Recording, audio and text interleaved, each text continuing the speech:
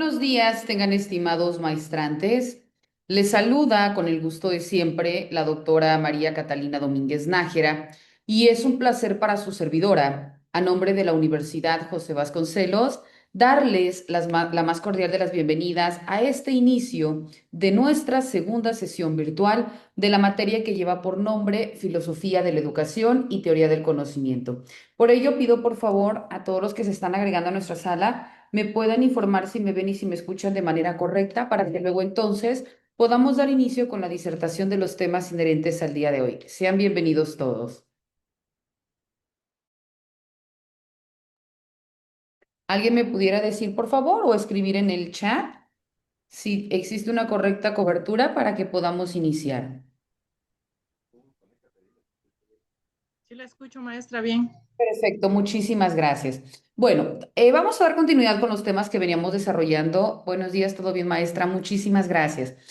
Con los temas que veníamos desarrollando en la sesión pasada, que si ustedes recordarán, hablábamos acerca de la filosofía de la educación, hablábamos de sus orígenes, hablábamos de la pedagogía fundamental y hablábamos de la teoría del conocimiento, hablábamos de manera global de la filosofía educativa.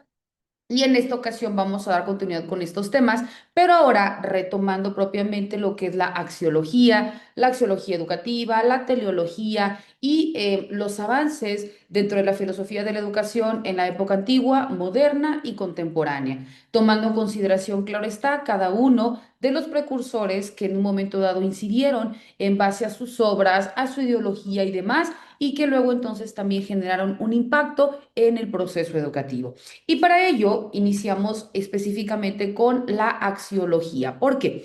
Porque cuando hablamos de la axiología, vemos que es esta rama de la filosofía que se encarga del estudio tanto de los valores, de la naturaleza, de las características, pero también del papel que va a tomar en la vida de nosotros como individuos, ¿verdad? Pero el individuo no únicamente tomando en cuenta en su condición de persona, sino también el individuo como ente personal, pero el individuo también como parte de una colectividad, es decir, reconoce el posicionamiento o los diferentes roles que asume la persona dependiendo en dónde se encuentra y por tanto empieza a cuestionarse sobre los valores, si estos son objetivos, si estos deben ser subjetivos, cómo se van a jerarquizar, porque recordemos que no existe una estructura definida acerca de qué valor va por encima del otro, sino que depende de la condición individual, ¿verdad? Y el momento en que la persona se encuentre. Quizás en este momento yo quiera jerarquizar en la cúspide, ¿verdad? El valor de la lealtad, de la justicia, o quizás sean los valores de la belleza, o los valores de la armonía, o los valores, no lo sé, pero cada uno, dependiendo el momento en el que nos encontremos en nuestra vida, podemos dotar de mayor jerarquía a cada uno de ellos y luego entonces determinar su grado de importancia. Por tanto, la axiología va a considerarse como esta disciplina que estudia o que analiza el valor de las cosas, el valor también de las acciones y luego entonces los juicios que se le van atribuyendo a cada uno de estos valores, ya sea como les comentaba, en el campo de la ética, en el campo de la estética y luego entonces al hablar de la axiología jurídica. Pero para ello vamos a identificar su origen, ¿verdad? Y por ello vamos a desmembrar la terminología. Al hablar de la axiología, vemos que esta proviene del griego axios, que significa digno de aprecio. O también es considerado como lo que tiene valor, ¿verdad? Y cuando hablamos del segundo sufijo, que es la logia, esto es en cuanto al estudio. Y por ello, al unificar, hablamos de el estudio de los valores, ¿no? Entonces, dentro de la axiología, también es importante determinar que una vez que nosotros conocemos de manera global a la axiología, pues ahora vamos a determinar su impacto en el ámbito educativo y por ello detona la existencia de la axiología educativa o la axiología de la educación. La axiología educativa también, al hablar propiamente de una filosofía, pues se considera como esta rama de la filosofía que se encarga del estudio de los valores, tanto los éticos, los estéticos y los sociales, pero que se van a enfocar netamente en el ámbito educativo. Y todo ello para que guíen el proceso de formación y que éste sea integral para los estudiantes, que no únicamente, como decíamos en la clase pasada, que no únicamente nos aboquemos a transmitir un proceso literal encuadrado en un plan de estudios, sino que también llevemos esta educación, pero de manera igualitaria, con una cuestión formativa integral al hablar de una educación valoral, porque no nada más vamos a repetir la vieja escuela o la escuela tradicional, en donde únicamente se enfocaba en la transmisión de información, sino que ahora también debe ser esta cuestión, pero de docente alumno, alumno docente, identificando herramientas y estrategias para que sea mucho más sensible y mucho más fácil de comprender, pero también ponderando los valores como el respeto, la empatía, la tolerancia, la reciprocidad, etcétera, ¿no? Y para luego entonces hablar, claro está, de una educación inclusiva, porque recordemos que este nuevo modelo educativo, que ya no está nuevo, nos exige que nosotros no nada más formemos a individuos en el sentido de transmisores de conocimiento, sino que también formemos mejores personas. Y si fusionamos estos dos elementos, por supuesto que el impacto hacia la sociedad pues va a traer mejores resultados. Entonces, esto es precisamente lo que se aboca la axiología educativa, de poder establecer este marco ético que vaya a fundamentar todo aquel proyecto educativo y también la práctica de nosotros como docentes. Para poder llegar a ese objetivo, primero nosotros tenemos que ser sensibles. Nosotros también tenemos que conocer nuestras áreas de oportunidad, quizás si no dominamos algún tema, quizás si no sabemos cómo hablar o tocar el respeto, la empatía, la solidaridad, porque aunque es algo con lo que nosotros trabajamos de manera intrínseca, ¿verdad? Quizás al momento de ponerlo en la práctica o de unificarlo con tal o cual tema, pues no se nos haga del todo sencillo. Entonces, estas áreas de oportunidad son precisamente las que nosotros debemos también aprender a cómo trabajarlas, porque si hay vacíos en nosotros, por supuesto que van a haber mucho más barreras al momento de que estemos transmitiendo esta información y luego entonces, pues no va a existir esta correcta captación y esa correcta puesta en práctica. Entonces, por ello nos dice que tenemos que adecuar nuestro plan de estudio, complementar con esta educación valoral y luego entonces hacerlo en nuestro día a día. ¿Para qué? Para que empecemos a transformar a las personas en el sentido de crear ciudadanos responsables, de que hablemos con el valor específico que sea ciudadanos éticos y socialmente comprometidos, tanto con su persona, pero también con la colectividad, con el medio ambiente, con los animales, con todo aquello que se encuentra en nuestro día a día. Al hablar también de la axiología educativa, es aquella que busca analizar de manera crítica toda aquella realidad que existe en nuestro día a día en el ámbito educativo. ¿Por qué? Porque, como les decía, ¿no? Identificando los vacíos, pues nosotros vamos a saber en dónde trabajar con mucho más fuerza para que podamos suplir todas estas circunstancias que pueden generar un rezago educativo, que pueden generar quizás que algunos alumnos ya no quieran continuar con su ciclo escolar porque hay discriminación, porque hay bullying, porque hay determinados lineamientos que a veces no son precisamente porque el niño no quiera llegar a la escuela porque no quiere aprender, sino es no quiero llegar a la escuela porque me aíslan, porque no tengo amigos, porque hay este tipo de conductas quizás hacia mi persona por múltiples factores. Entonces, si empezamos nosotros a cambiar este tipo de prácticas desde temprana edad, pues vamos a crear mejores personas, ¿verdad?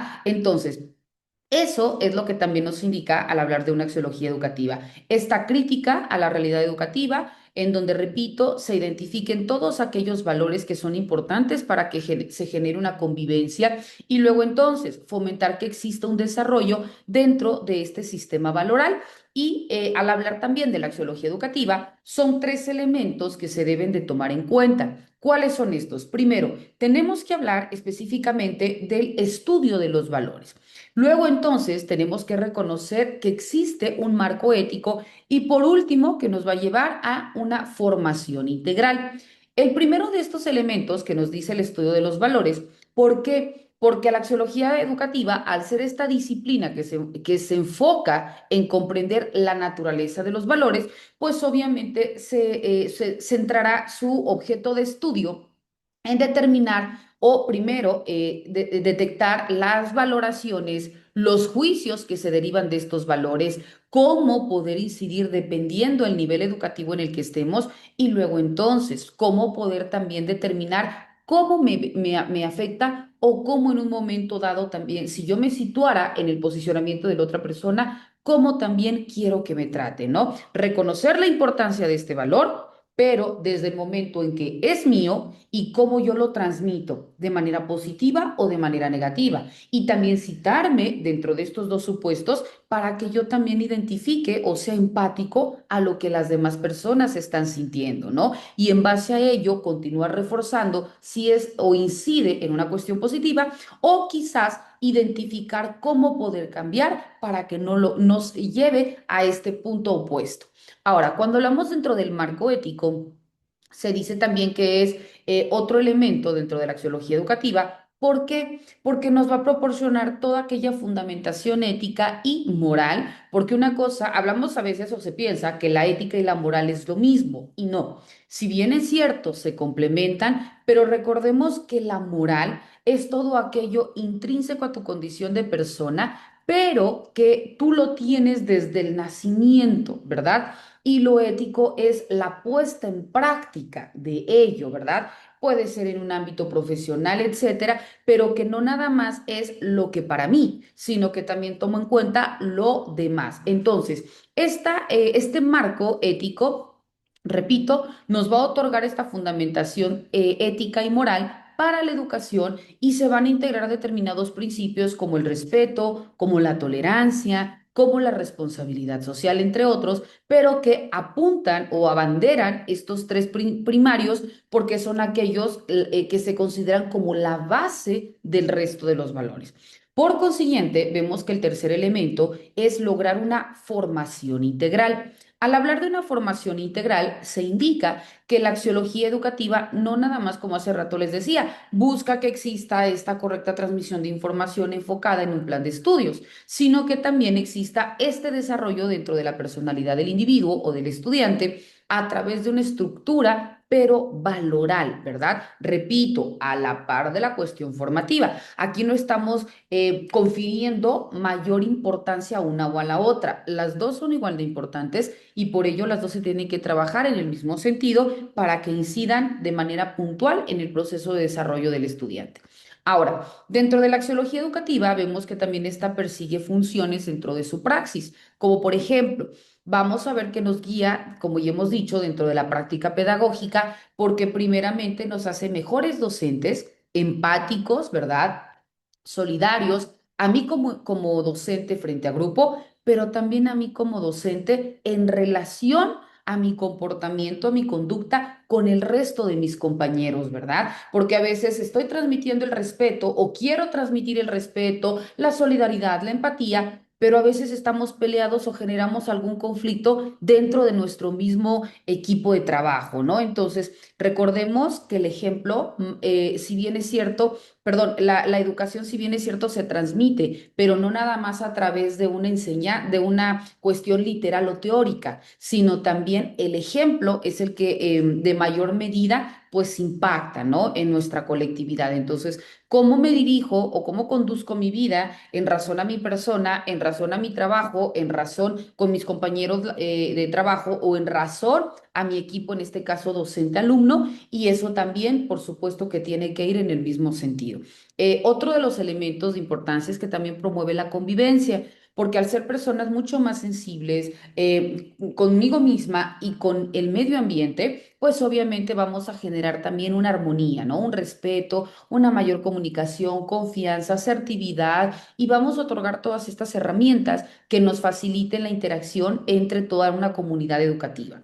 Otro de los elementos también que emanan dentro de la axiología educativa es que empieza a fomentar una reflexión, pero que esta reflexión va a ser crítica, ¿no? O sea, no nada más voy a emitir un posicionamiento por lo que yo creo, porque recordemos que lo bueno y lo malo atraviesan una línea muy delgada. Lo que para Juan Salvador puede ser correcto, para María Catalina no, ¿verdad? Y cada uno puede emitir argumentos con los cuales fundamente su dicho y por supuesto van a ser reales dependiendo la perspectiva de cada uno. Pero si nosotros somos críticos, pues no nada más es desde mi percepción, ¿verdad? Sino que también tengo que analizar cómo esto incide hacia los demás, aunque no sea del todo considerado para mí. Ejemplo, si hablamos dentro de temas de educación, que quizás antes eran mucho, muy marcados, que nos indicaba hablar de sexualidad, hablar de religión, hablar de tal, o sea, temas específicos que sí o sí los tenemos que tocar, pero quizás yo traigo una educación mucho, muy cuadrada,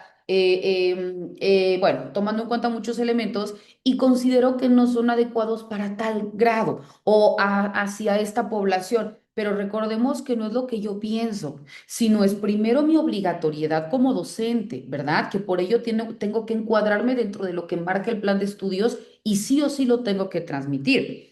Pero también debo de dejar a un lado los prejuicios, las prácticas sociales y tengo que encuadrarme realmente en el proceso de educación que el niño me demanda, pero también tomando en cuenta, como decimos, la educación valoral para utilizar este tipo de elementos como respeto, como la armonía y si existe alguna conducta que no es del todo adecuada, pues también, ¿verdad? Saber utilizar los métodos y las técnicas específicas para que esas herramientas al momento de aplicarlas logre el objetivo que estoy deseando, ¿no? Que quede comprendido el tema, pero que también fomentemos la educación valoral. Y ahí estamos hablando pues de esta reflexión crítica, de que debo de dejar a un lado lo que para mí es bueno o malo, sino que es lo que mi deber ser tengo que incidir. Recordemos que una cosa es el ser y otra cosa es el deber ser. El ser es lo intrínseco a mi condición de persona.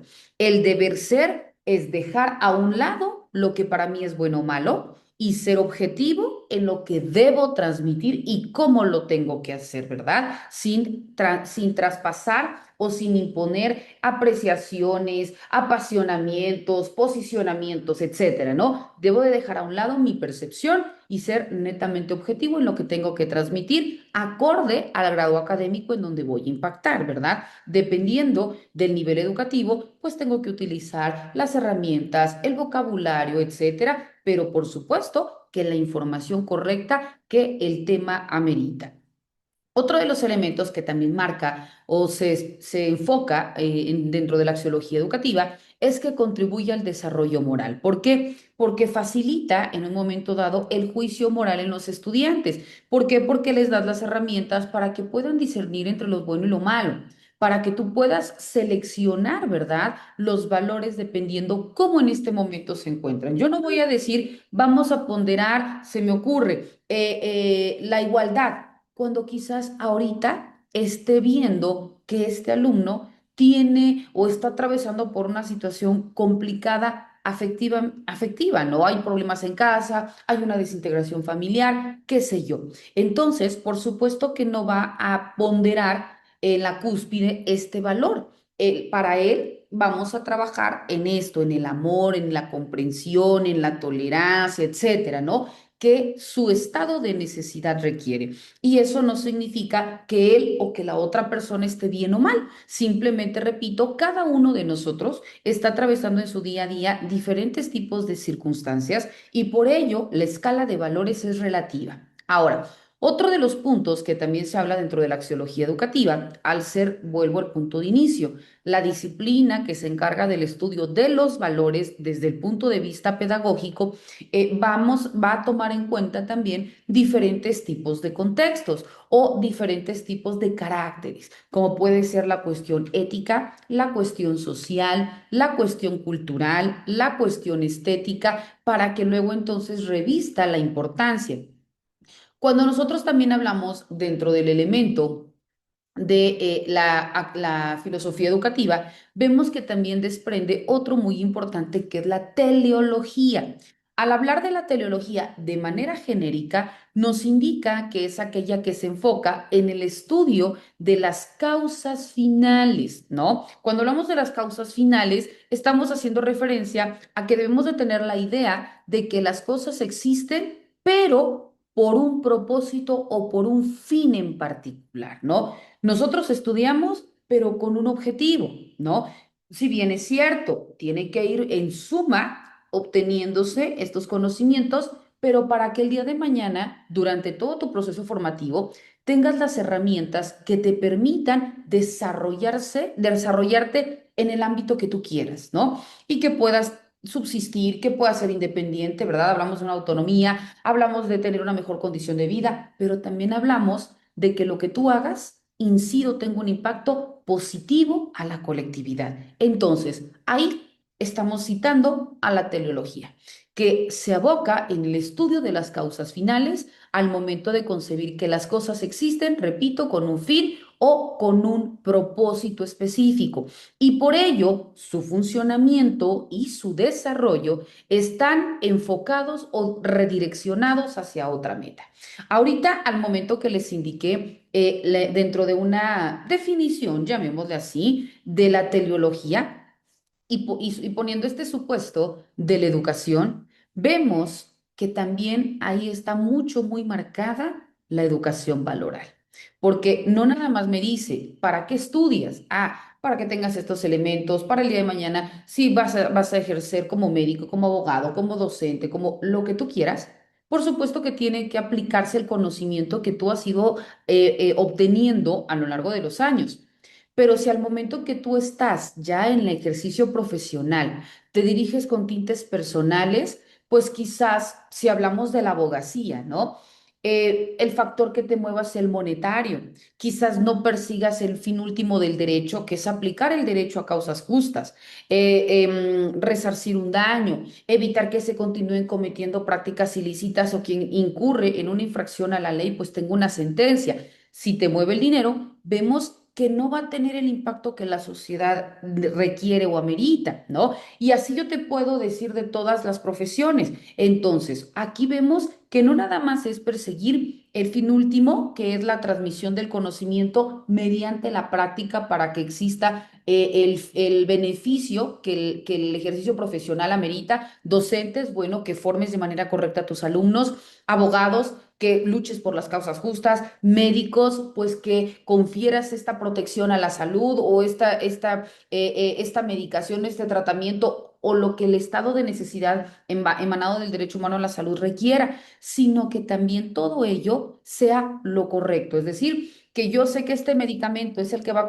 a curar a la persona, pero mejor le doy este y este y este para que no nada más venga una vez a consulta, venga cinco y yo obtengo un mayor recurso. Vemos cómo todo va también de la mano con buenos ciudadanos, que yo también sí veo que hay un estado de necesidad y quizás no hay un recurso, pues no nada más me mueva una cuestión económica, sino también cómo yo puedo incidir en una mejora a la sociedad, ¿no? Y ahí estamos formando de manera integral mejores ciudadanos. Ahora, cuando hablamos dentro de la teleología, esta también tiene un origen y emana del griego telos, que significa fin, y hablamos de logos, que es el estudio o la ciencia. Entonces, hablamos pues del estudio del fin último de las cosas. Y para ello vemos que también la teleología pues tuvo diferentes doctrinarios, precursores, que impactaron o que crearon obras tomando en consideración el fin último de las cosas, ¿verdad? Vemos primeramente que tenemos Aristóteles, que fue pieza clave, ¿verdad? Al momento de hablar de la teleología, y él se oponía al mecanicismo, es decir, él buscaba explicar la realidad basándose en las causas eficientes en lugar de las causas finales, es decir, todo aquello que ahorita está generando un impacto positivo o negativo, para que luego entonces, emanada de estas circunstancias inmediatas, pues detone el fin último de las cosas. Entonces él decía, no me voy a ir al fin último, sino me voy a ir al proceso de desarrollo para poder entender en base a esto por qué detona esto, ¿no? Ya que si no podemos saber, comprender y analizar las causas inmediatas, por supuesto no va a tener sentido determinar el resultado, ¿no? Entonces, dentro de la teleología, vemos que también han existido elementos importantes que detonaron dentro del proceso educativo y por ello se considera la teleología educativa. La teleología educativa, en el mismo sentido, hace referencia al estudio de los fines y de los propósitos, pero de la educación, ¿verdad? Y ahí empieza a surgir este cuestionamiento. Recuerdan que citábamos en la clase pasada que al hablar de la filosofía empezamos a indicar el qué y el por qué y el para qué de las cosas, ¿no? Este cuestionamiento que nosotros realizamos, tenemos dentro de nuestra cuestión interna. Pues lo mismo al hablar de la teleología educativa, ¿no? Se empieza a analizar el para qué educar, ¿verdad? Y luego entonces se empiezan también a tratar de dar posibles respuestas a esta interrogante. Y en base a ella, bueno, vemos que podemos empezar a analizarla en razón a los objetivos que guían primero el plan de estudio y luego entonces todo un sistema educativo. Y en base a ello, poder establecer las formas de aprendizaje, poder establecer para qué vamos a educar, qué herramientas me son útiles. Ejemplo, si estoy impartiendo un segundo grado de primaria, ¿por qué vamos a reforzar la lectoescritura? ¿Por qué vamos a reforzar matemáticas? ¿Por qué tiene que ser en ese sentido? ¿Por qué tengo que tocar esto? ¿Por qué acá? ¿Por qué allá? ¿Para qué? Esto, ¿cómo va a impactar de manera total en el proceso formativo de una persona? Porque vamos a generar, además de la lectoescritura, y vamos a reforzar en el estudio crítico, ¿verdad? En el comprender, ¿no? En no nada más leer, sino comprender y analizar y emitir un posicionamiento crítico desde temprana edad, ¿no? ¿Para qué? Para que seamos seres pensantes, para que no nada más compartamos lo que me dicen, pero sin cuestionar si eso es del todo cierto o no. Y en base a qué le estás emitiendo esa postura. Si nosotros empezamos desde 6 7 años a generar este tipo de reflexiones, de posturas, de análisis, ¿verdad? Dentro de los individuos, por supuesto que empezaremos generando no nada más este estado de conciencia, sino también mejores personas que incidan en un mundo mejor, ¿verdad? Ahora, cuando nosotros también hablamos dentro de la teleología educativa, esta impacta de manera significativa en materia educativa. ¿Por qué? Porque puede reestructurar un diseño curricular, perdón, porque se aboca en el sentido último del aprendizaje, porque genera un perfeccionamiento humano y también porque se tiene que adecuar tomando en cuenta también diferentes contextos sociales. Cuando hablamos de un diseño curricular, ¿por qué? Porque al momento de que se empiezan a definir la educación como tal, pues entonces se pueden también diseñar mejores planes de estudio, como dijimos hace rato, y en suma los planes de estudios que ya vengan con esta ola de requerimientos y de estados de necesidad, pero que se complementen con la cuestión estructural en cuanto a una teoría o al desarrollo puntual de unidades, de temas, etcétera, pues vamos también a incidir en un mejor sistema educativo. También hablaremos de una mejora o de un impacto en el sentido del aprendizaje. ¿Por qué? Porque ahora vemos que además de transmitir una información, esta información va a tener un sentido, va a generar un propósito en los estudiantes, que no nada más sea una educación cuadrada, una educación lineal, sino que sea una educación flexible, pero flexible en el sentido que genere personas movibles, personas pensantes, personas que emitan posicionamientos, pero que no nada más es porque yo lo creo, no, pero con argumentos sólidos, ¿verdad? Si tú estás a favor o en contra, pero en base a qué postura, cómo me estás fundando lo que dices, ¿no? Repito, todo va a ser proporcional al grado en donde nosotros estemos impactando, pero cada vez va a ser mucho más sólido los argumentos que nos vayan a estar otorgando. Después nos indica que otra de las importancias de la teleología educativa es que genera un perfeccionamiento humano. ¿Por qué? Porque, bueno, como ya hemos visto, algunos historiadores o pensadores como Aristóteles establecieron que el fin último de la educación es la felicidad y que ésta se obtenía a partir de la virtud y el perfeccionamiento.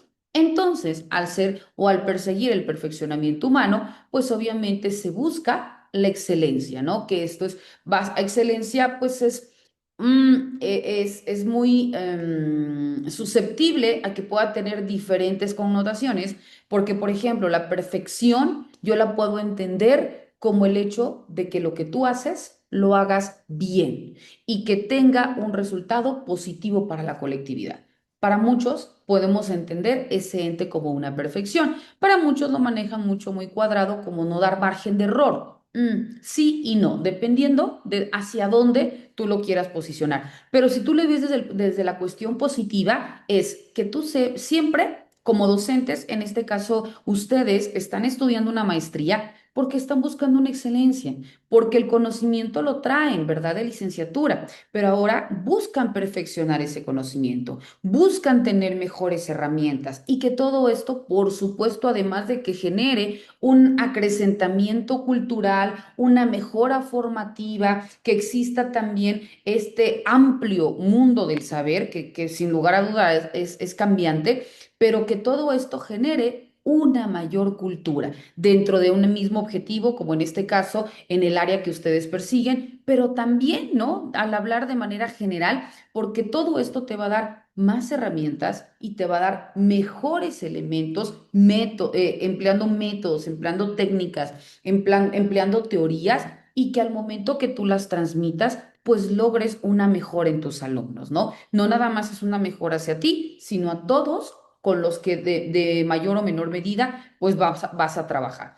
En el mismo sentido, nos habla que se tiene que adecuar tomando en cuenta el contexto social. ¿Por qué? Porque ahí es en donde va a permitir que nosotros entendamos primeramente el comportamiento del individuo, en este caso de nuestros alumnos, dentro de un aula, en clase, ¿verdad? Y luego entonces que podamos darles ese significado de manera específica con todo aquello que lo rodea. Recordemos que el plan de estudios bien establecido, pero nosotros vamos a idear dependiendo las necesidades o las cuestiones comunes que nuestros alumnos se encuentran para que estos ejemplos o para que estos proyectos, ¿verdad?, que vamos a utilizar, pues también vayan a la mano con lo que ellos utilizan en su día a día, porque recordemos que no nada más vas a aprender este concepto de memoria, ¿no? Que eso pues ya es de todo obsoleto, sino más bien que tengan estos elementos y que quizás en la cuestión teórica no existe este reforzamiento, pues que a través de esta práctica el alumno, cuando venga a su mente tal tema, relacione con lo que es en su día a día. Pero si yo le pongo un ejemplo que dista mucho de su realidad, difícilmente va a haber una relación. Entonces, aquí tiene que relacionar su día a día con estos temas para que sea mucho más fácil de encontrar, mucho más fácil de entender y con ello es pues cuando nos habla dentro de la teleología educativa, tomando en cuenta el contexto social. Otro de los elementos también que nos indica nuestro plan de estudios que debemos de conocer al hablar de la filosofía educativa y de la teoría del conocimiento es conocer el proceso evolutivo de la filosofía educativa. Y para ello, bueno, pues iniciamos con la filosofía de la educación, pero en la antigüedad. Vamos a remontarnos ahora en Grecia, ¿verdad? Que es en donde se centra la formación integral del ciudadano en búsqueda de este equilibrio, tanto del desarrollo físico, pero también del desarrollo intelectual y del desarrollo moral, que es lo que se conocía como la calocagatía, que era esta forma de poder entender esta unificación del desarrollo físico, del desarrollo intelectual y del desarrollo moral. Y todo esto para poder alcanzar o para poder perseguir o para poder llegar a la virtud y luego entonces al perfeccionamiento humano. Y por ello empiezan a surgir estos pensadores o estos filósofos como por ejemplo Sócrates y luego entonces Platón, que empiezan a generar este ente de reflexión crítica en base al uso o al desarrollo de la razón. ¿Por qué? Porque mientras la educación se aboca a transformar personas, a transmitir un conocimiento, a formar personas, bueno, vemos que también esta formación debe ser en base a ciudadanos útiles para el Estado y en base a ciudadanos útiles para la sociedad. Dentro de esta filosofía educativa en la antigüedad perseguía fines o principios fundamentales, dentro de los cuales se pueden citar a tres como los más importantes. ¿Cuáles son estos? El primer principio era una formación integral. El segundo principio era el principio de la virtud. Y el tercer principio era el principio de la participación ciudadana. Cuando hablamos del primer principio, que es la formación integral, nos indica que lo que trataba la filosofía de la educación no nada más era dotar de conocimientos teóricos, sino que también generar este desarrollo completo del individuo, repito, tomando en cuenta los tres elementos que mencionamos hace un momento, que era el desarrollo físico, intelectual y espiritual, y que en el momento que los tres fueran a la par, entonces estaríamos formando mejores ciudadanos, ¿no? Por eso incidía en la cuestión integral. Otro de los principios que se retoman es la virtud. ¿Por qué? Porque nos indica que la filosofía de la educación tiene como objetivo principal crear o cultivar la excelencia humana y todo ello teniendo como base a la virtud cívica y también al carácter ético del individuo. Si tú como persona, tomando en cuenta tu moral, eres bueno, entonces la forma en que te conduzcas pues debe ser proporcional a lo que tú consideras como bueno. Pero si eso dista mucho de lo que tú consideras al impacto que tiene a la sociedad, entonces debes ponderar también el beneficio social al hablar de la ética. Después nos habla que debe fomentarse en el principio de la participación ciudadana. ¿Por qué? Porque indica que la educación debía preparar al ciudadano para su rol dentro de la comunidad o los diferentes roles que iba a tener en su comunidad, fomentando también el conocimiento de sus deberes y la participación en las actividades dentro de una sociedad. Recordemos, Juan Salvador es Juan Salvador como persona.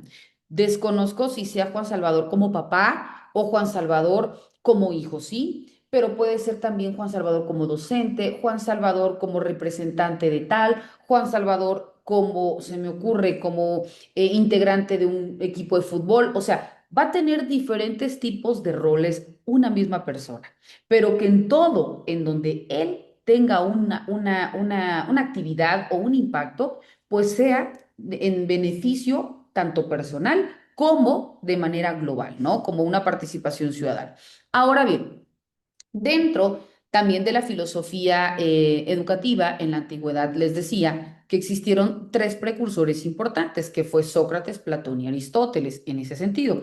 Primero Sócrates, luego Platón y luego Aristóteles. Sócrates propuso un método que era basado en el diálogo que se le conoce como la mayéutica socrática y también ponderando a la reflexión crítica en donde el individuo empiece a descubrir la verdad, primeramente la verdad sobre el contexto y la verdad sobre sí mismo, y esto le va a llevar a un desarrollo de su moral.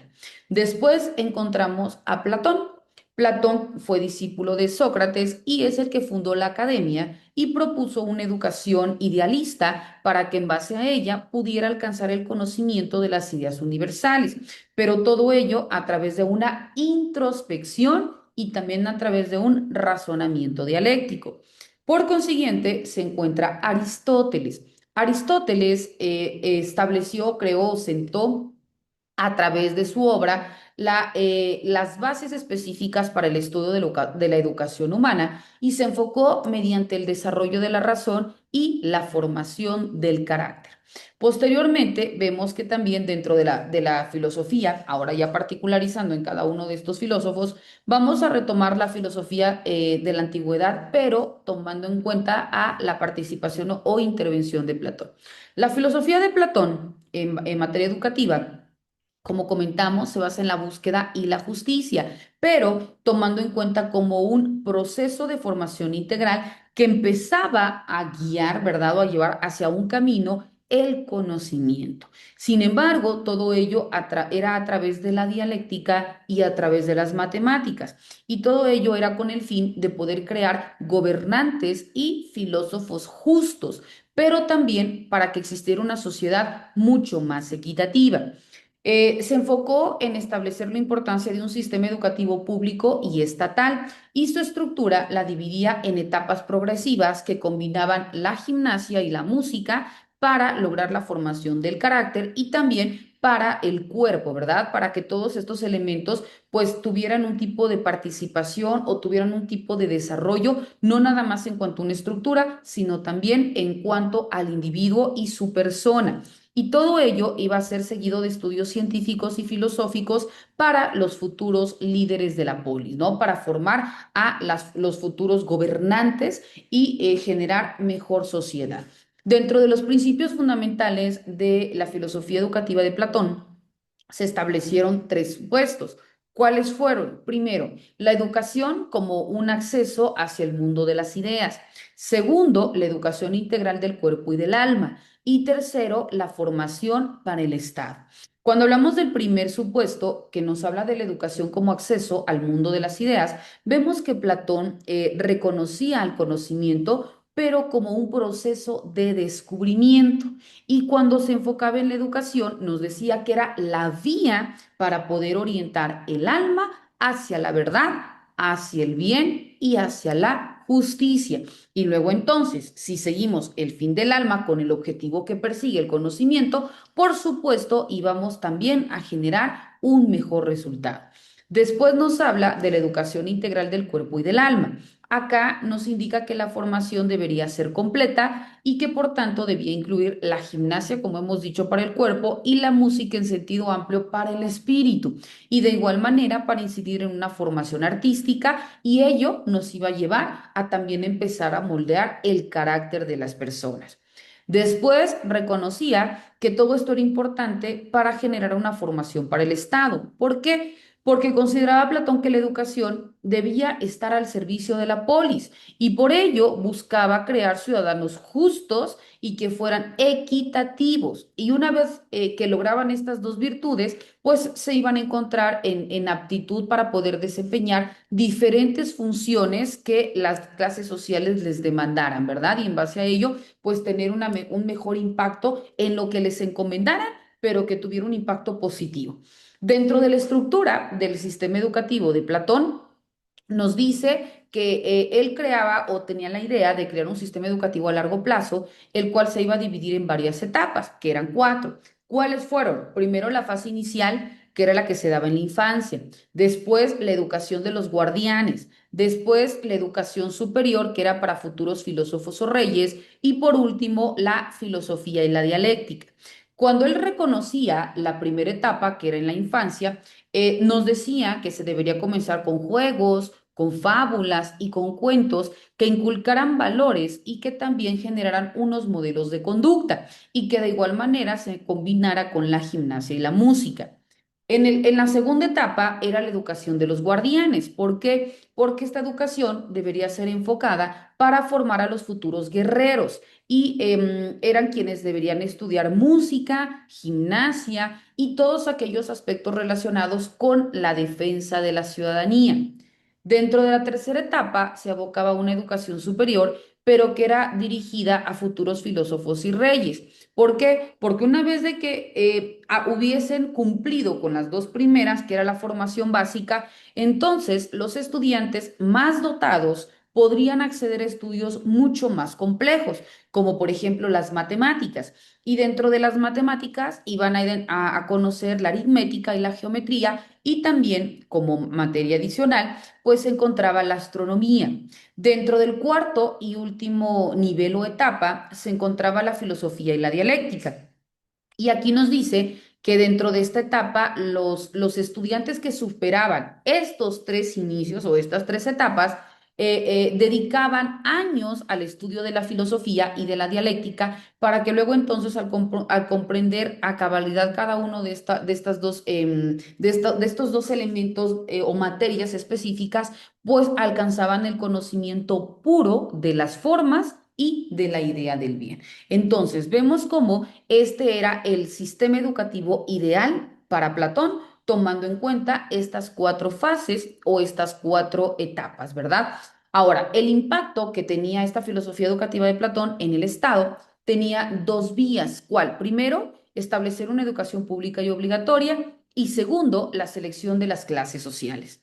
Cuando hablamos de la primera, que es la educación pública y obligatoria, Platón empezó a defender la educación pública y también defendía la educación obligatoria. ¿Por qué? Porque decía que el Estado debía encargarse de esta y en base a un trabajo constante, pues podría asegurar la calidad y realmente cumplir con los fines por la cual estaba, ¿no? Es decir, que generara mejores personas, que creara individuos mucho más capacitados y que estos a su vez continuaran con un proceso formativo para que existiera un bien común. Después hablamos de la selección de las clases sociales. Dentro de este punto nos dice que el sistema estaba diseñado para identificar el tipo de alma que tenía cada persona y en base a ello poder asignarle a la clase social más adecuada, ya sea productores, ya sea guerreros o ya sea gobernantes. Y en base a ello, pues también poder transmitir la etapa educativa que les correspondiera. Dentro del propósito final de la filosofía educativa en la antigüedad de Platón, vemos que tiene dos elementos importantes que fue dentro de la obra La República y también la alegoría de la caverna. Cuando hablamos de la República, el objetivo final era precisamente formar un estado ideal y un estado justo, donde los filósofos y reyes, con el conocimiento que tenían de la verdad, fueran los que guiaran a la sociedad hacia la justicia y hacia la equidad, ¿verdad? Y en base a ello, bueno, pues existiera una mejora colectiva. Y después, dentro de la alegoría de la caverna, Platón utiliza esta alegoría para poder ilustrar cómo la educación, al igual que la luz del sol, libera el alma de la ignorancia y también permite acceder a la realidad verdadera, que son las formas inteligibles.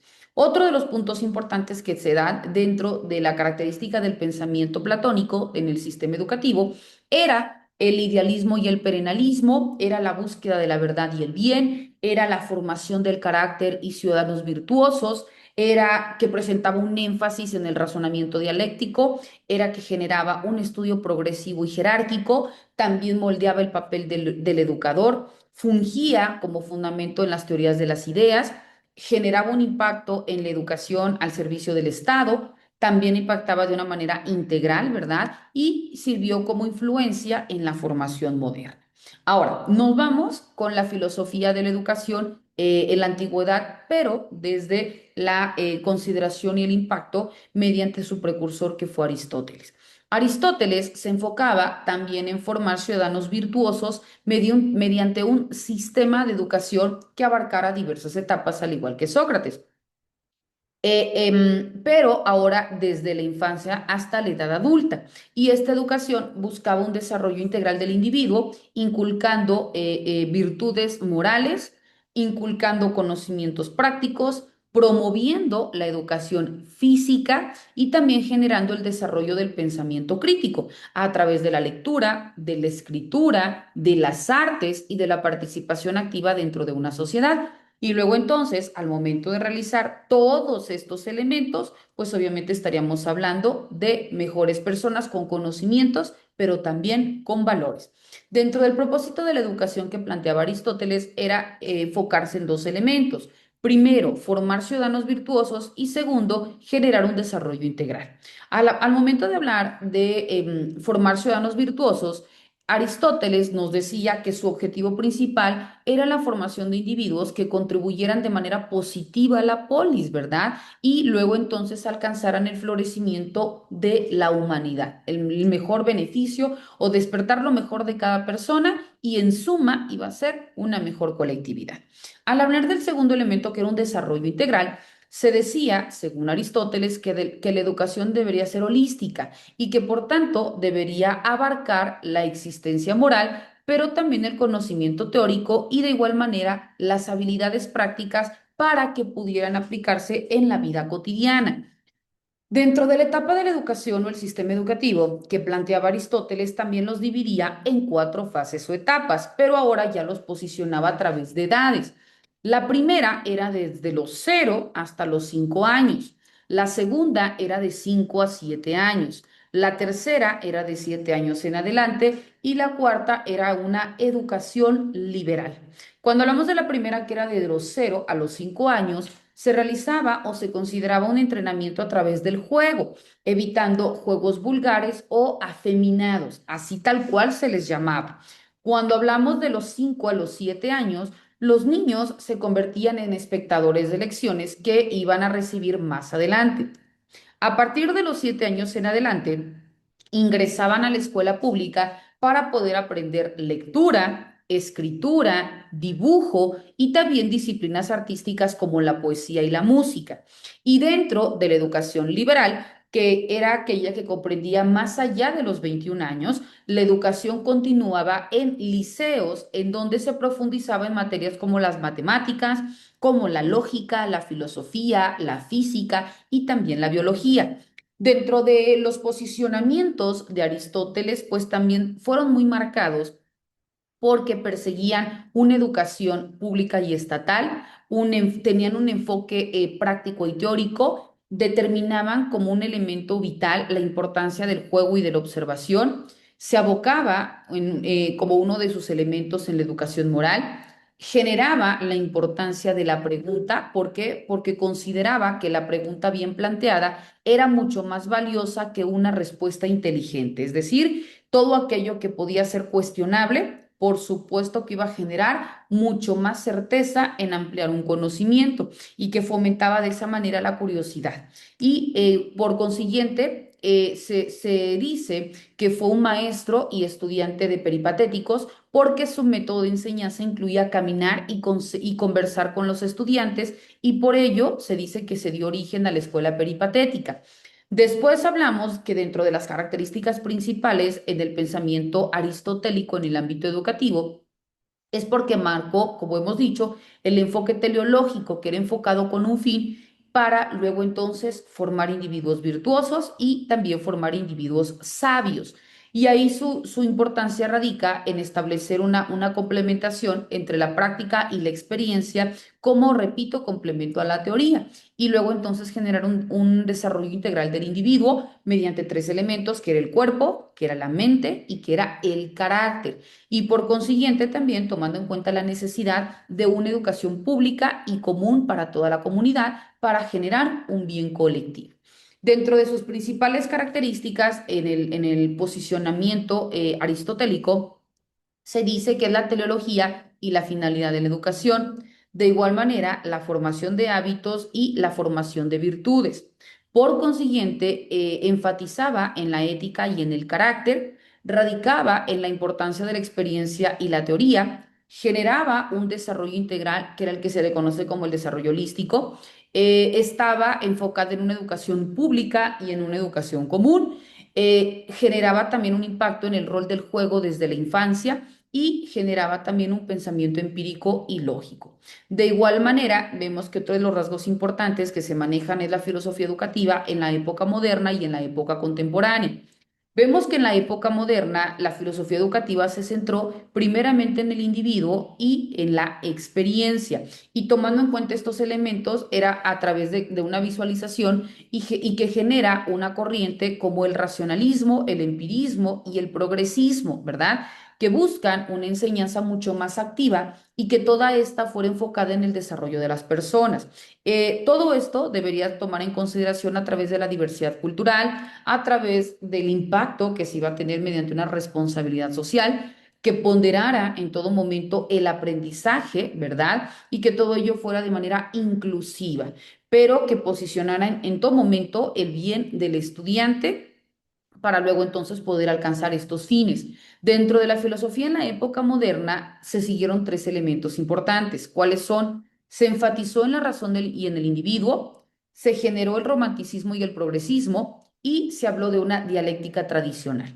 Cuando hablamos del énfasis en la razón y en el individuo, se priorizó en el conocimiento, pero que este conocimiento estuviese basado en la razón y en la experiencia individual. Y aquí hablábamos del racionalismo de René Descartes o el empirismo de John Locke.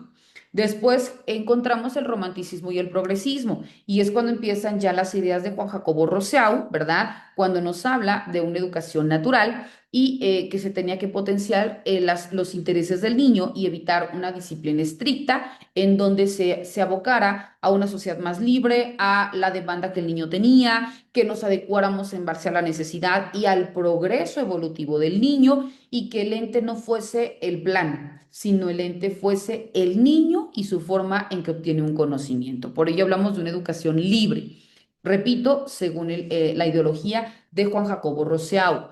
Por consiguiente, hablamos de la dialéctica tradicional, que ésta se daba en aulas sencillas, que estaban centradas o enfocadas en la modernización y que eran también tomando en cuenta la repetición de contenidos, que utilizaban pocos materiales, y el docente era el principal proveedor del conocimiento, ¿no? El estudiante pues únicamente iba y captaba la información y así es como se realizaba la educación tradicional.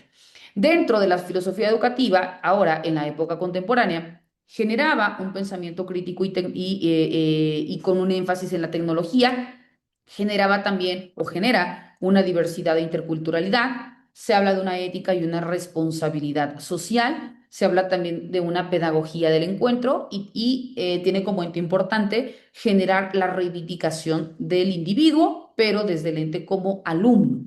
Ahora, cuando hablamos de un pensamiento crítico y hablamos del impacto o de la apuesta hacia la tecnología, es que se busca en todo momento fomentar el pensamiento crítico, luego entonces la capacidad de poder encontrar y poder comprender la información y esta adaptarla a las nuevas exigencias, ¿no? En base a estas nuevas tecnologías o era de la globalización, cómo nosotros tenemos que ir adecuando, tenemos que ir aprendiendo, pero tenemos que también ir utilizando todos estos tipos de herramientas que se nos da emanadas de la tecnología.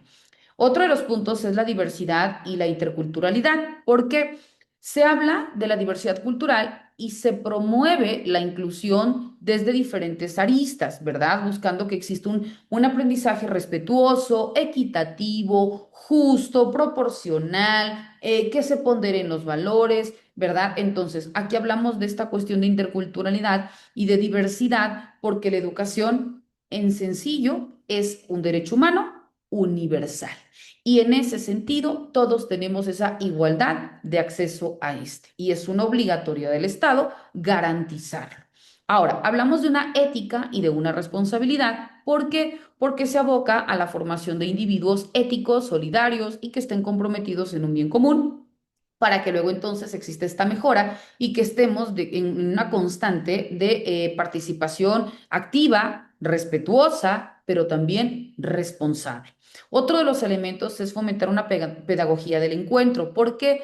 Porque empieza a reconocer la idea de un docente que llene esta forma de conocimientos que genere esta integración dinámica, no nada más entre alumnos, como dije hace un momento, sino también entre sus pares, ¿verdad? Es decir, entre los docentes y sus compañeros de trabajo, y que exista un enriquecimiento mutuo, que se fomente el proceso de comunicación y que todo ello va a generar, sin lugar a dudas, un mejor resultado. De ahí nos habla de una reivindicación del alumno. ¿Por qué? Porque no nada más es regresar a a la escuela tradicional, donde el docente era el principal protagonista y el alumno era el que captaba la información, sino ahora ya estamos en un estado de necesidad que ambos van a tener una participación activa y que esto va a promover o va a tener un impacto positivo en su proceso formativo.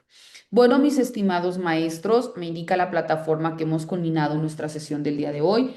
Su servidora trató de darle los elementos más importantes dentro de la filosofía de la educación. Como nos pudimos dar cuenta, es una materia muy extensa, pero también es importante que tengamos los conocimientos, al menos los base, para que podamos nosotros entender cómo ha impactado la filosofía de manera general, luego entonces el impacto de la filosofía educativa, los elementos que la comprenden, su proceso evolutivo a lo largo de los años, el impacto que tuvieron los diferentes precursores en cuanto a su ideología, qué elementos tomaban en cuenta y el por qué existe esta educación en nuestros días. ¿Alguna pregunta, algún comentario? Con muchísimo gusto cedo el uso de la voz y si no, con ello estaremos culminando el día de hoy nuestra materia. Adelante, por favor.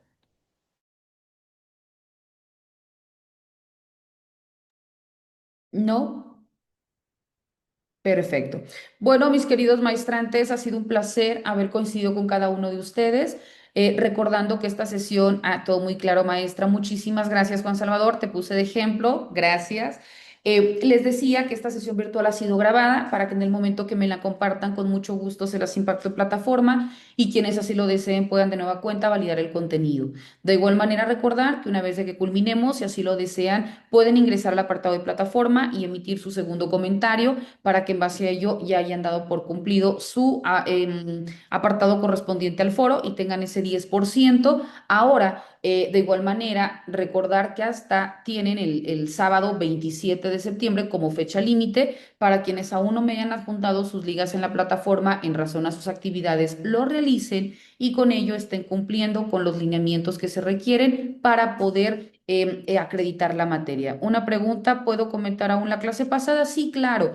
Ustedes tienen hasta el día sábado 27 para que puedan emitir sus dos comentarios, tanto el de la primera sesión como el de la segunda sesión. Les comentaba que quienes lo deseen plasmar de una vez lo pueden hacer porque muchos esperan hasta que me compartan la clase, pero recuerden que yo la tengo que enviar a la escuela, le adjuntan los logos y demás y hasta que me lo den yo la subo. Y hay muchos que quizás se pueden olvidar o alguna cuestión de ese tipo, entonces si lo deseaban hacer de una vez adelante y si no, lo pueden hacer en el momento que deseen, nada más verifiquen que no se les pase a hacerlo hasta el día sábado 27 porque con posterioridad pues ya se habrá cerrado la plataforma y ya no tendré la opción para poder recibirles, ¿sale? Bueno, ha sido un placer, mis queridos maestrantes, como se los comentaba hace rato, de coincidir con ustedes. Ojalá me dé la oportunidad de volver a coincidir en alguna otra materia y si no, les auguro el mayor de los éxitos en las subsecuentes. Un abrazo a la distancia y que tengan excelente día. Hasta pronto.